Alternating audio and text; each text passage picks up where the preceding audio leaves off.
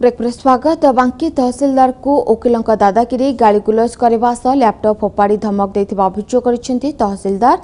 School छात्र छात्री certificate tehsil कार्यालय मिलबारे विलंब घटिबारु बांकी तहसिलदार और वकिलों मध्य पाटितुंड होइथिला।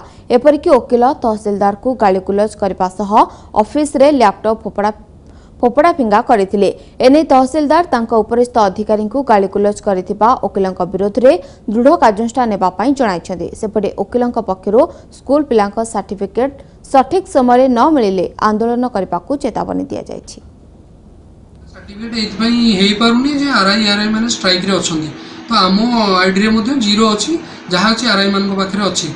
तो से जने आसले सर्टिफिकेट पे आसले ताको बुझेली जे 26 तारिख रे जो हमर कॉन्स्टेबल रही से पूर्व फॉलोअप हो आम दिने दी दिन बस करदे तापर करने भितर सी जाकि 6-7 जन को डाकिक आणिकी चेयर फोपड़ा फोपड़ी लैपटॉप फोपड़ा फोपड़ी एवं बहुत अभद्र कथार गाड़ी गुलज करके जीवन में मारदेवाक धमक देले। ये भाव में विशृंखला सृष्टि कले और सीनियर एडवोकेट से स्पॉट आसिक पहुँचले मैटर कूल डाउन है एतिक रही।